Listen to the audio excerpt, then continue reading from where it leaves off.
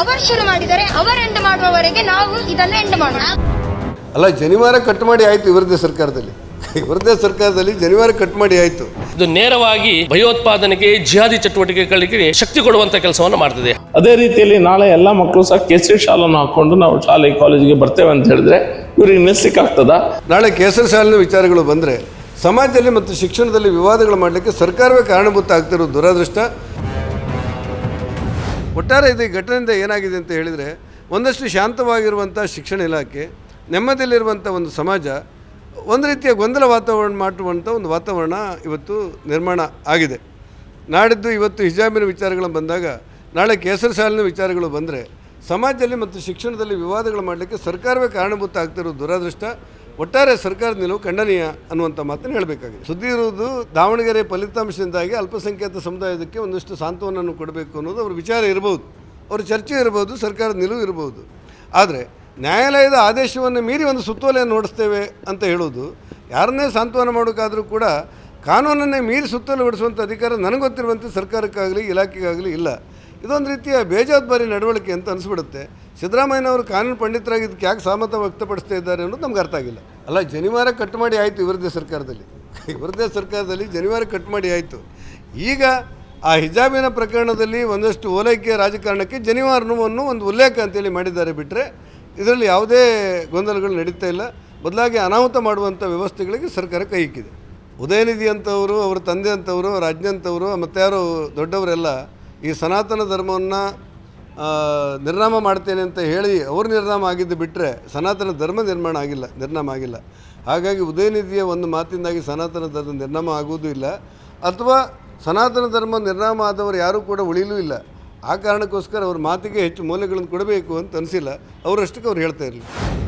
ಕರ್ನಾಟಕ ರಾಜ್ಯ ಸರ್ಕಾರದ ಈ ಹಿಜಾಬ್ ನಿಷೇಧನವನ್ನು ರದ್ದು ಮಾಡುವಂಥ ಒಂದು ಆರ್ಡರ್ ಏನಿದೆ, ಇದು ಖಂಡಿತ ಈ ಸನ್ನಿವೇಶದಲ್ಲಿ, ಈ ಕಾಲಘಟ್ಟದಲ್ಲಿ ಬೇಕಾದಂಥ ವಿಷಯವಲ್ಲ. ಯಾಕಂದರೆ it is already under scrutiny of law.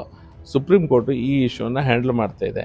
High court ಇದನ್ನು ಅಪೆಲ್ಡ್ ಮಾಡಿದೆ. ಏನಂತ ಹೇಳಿದ್ರೆ, ಹಿಜಾಬ್ ಬ್ಯಾನ್ ಏನಿದೆ, ಹಿಜಾಬ್ ನಿಷೇಧ ಏನಿದೆ, ಅದು ಸರಿ ಇದೆ ಅನ್ನೋದನ್ನು ಅಪೆಲ್ಡ್ ಮಾಡಿದೆ ಕರ್ನಾಟಕ ಹೈಕೋರ್ಟ್. ಯಾಕೆ ರೀಸನ್ ಕೊಟ್ಟಿದ್ದಾರೆ ಅಂತ ಹೇಳಿದರೆ, hijab is not an essentiality for practising of Islam. ಅಂದರೆ ಎಸೆನ್ಷಿಯಾಲಿಟಿ ಅಲ್ಲ ಅದು ರಿಲಿಜನಿಗೆ ಅನ್ನುವಂಥ ಮಾತನ್ನು ಹೈಕೋರ್ಟ್ ಹೇಳಿದೆ. ಅದಾದ ನಂತರ ಸಹ, ಹೈಕೋರ್ಟ್ ಈ ರೀತಿ ಹೇಳಿದ ನಂತರ ಸಹ ಸುಪ್ರೀಂ ಕೋರ್ಟ್ ಮುಂದೆ ಇರುವಂಥ ಸಂದರ್ಭದಲ್ಲಿ ರಾಜ್ಯ ಸರ್ಕಾರ ಇಡೀ ರಾಜ್ಯದಲ್ಲಿ ಯಾವುದೇ ರೀತಿಯ ಡೆವಲಪ್ಮೆಂಟನ್ನು ಮಾಡಲಿಕ್ಕೆ ಈ ಸರ್ಕಾರದ ಹತ್ರ ಆಗ್ತಾ ಇಲ್ಲ. ಲಾ ಆ್ಯಂಡ್ ಆರ್ಡರ್ ಕಂಟ್ರೋಲಿಗೆ ತರಲಿಕ್ಕೆ ಆಗ್ತಾ ಇಲ್ಲ. ಅಡ್ಮಿನಿಸ್ಟ್ರೇಟಿವ್ ಕಂಪ್ಲೀಟಾಗಿ ಫೇಲಿಯರ್ ಆಗಿದೆ. ಅದೆಲ್ಲ ವಿಷಯಗಳನ್ನು ಜನರ ಮನಸ್ಸಿಂದ ಮರೆಮಾಚಲಿಕ್ಕಾಗಿ, ಡೈವರ್ಷನನ್ನು ಮಾಡಲಿಕ್ಕಾಗಿ ಈ ಹಿಜಾಬ್ ಇಶ್ಯೂವನ್ನು ಮನ್ನಣೆಗೆ ತರುವಂಥ ಪ್ರಯತ್ನ ಮಾಡ್ತಾ ಇದೆ. ಕೋರ್ಟಲ್ಲಿ ಇರುವಂಥ ಇಶ್ಯೂವನ್ನು ಯಾಕೆ ಈ ಸರ್ಕಾರ ಈಗ ಈ ಸಮಯದಲ್ಲಿ ಮುಟ್ಟಬೇಕು? ನಿಮಗೆ ಇಡೀ ಎಲ್ಲ ದೊಡ್ಡ ಕಂಪ್ನಿಗಳು ನಮ್ಮ ರಾಜ್ಯವನ್ನು ಬಿಟ್ಟು ಹೊರಗಡೆ ರಾಜ್ಯಕ್ಕೆ ಹೋಗ್ತಾ ಇದ್ದಾರೆ. ನೀವು ಅದ್ರ ಬಗ್ಗೆ ಸ್ವಲ್ಪ ಆಲೋಚನೆ ಮಾಡಿ. ಈ ಸಣ್ಣ ವಿದ್ಯಾರ್ಥಿಗಳ ಮನಸ್ಸಿನಲ್ಲಿ ಪ್ರತ್ಯೇಕತೆಯ ಭಾವನೆಯನ್ನು ಉಂಟು ಮಾಡುವಂಥ ಪ್ರಯತ್ನ, ಎಲ್ಲೋ ಹಿಜಾಬ್ ಆಗಿದ್ದಂಥ ವ್ಯಕ್ತಿ ನಾನು ಬೇರೆ ನೀನು ಬೇರೆ ಅನ್ನುವಂಥ ಮನಸ್ಸಲ್ಲಿ ಅವ್ರಿಗೆ ಬರ್ತದೆ. ಅದಾದ ನಂತರ ನನ್ನ ರೂಲ್ಸ್ ಬೇರೆ, ನಿನ್ನ ರೂಲ್ಸ್ ಬೇರೆ. ಅದಾದ ನಂತರ ನನ್ನ ಶರೀಯತ್ತು ಬೇರೆ, ನಿನ್ನ ಸಂವಿಧಾನ ಬೇರೆ. ಅದಾದ ನಂತರ ನನ್ನ ದೇಶವೇ ಬೇರೆ, ನಿನ್ನ ದೇಶ ಬೇರೆ ಅನ್ನುವಂಥ ಮನೋಭಾವ ಬರಲಿಕ್ಕೆ ಸಾಧ್ಯ. ಈ ಪ್ರತ್ಯೇಕತೆಯ ಮನೋಭಾವವನ್ನು ಸಣ್ಣ ಮಕ್ಕಳ ಮನಸ್ಸಲ್ಲಿ ಯಾಕೆ ಹಾಕಬೇಕಾದಂಥ ಅವಶ್ಯಕತೆ ಇದೆ? ಶಾಲೆ ಒಳಗೆ ಎಲ್ಲರೂ ಸಹ ಒಂದೇ ರೀತಿಯಿಂದ ಇರಲಿ.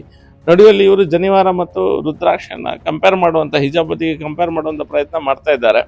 ಜನಿವಾರ ಮತ್ತು ರುದ್ರಾಕ್ಷ ಎಲ್ಲ ನಾವು ಡ್ರೆಸ್ಸಿನ ಒಳಗೆ ಹಾಕುವಂಥದ್ದು.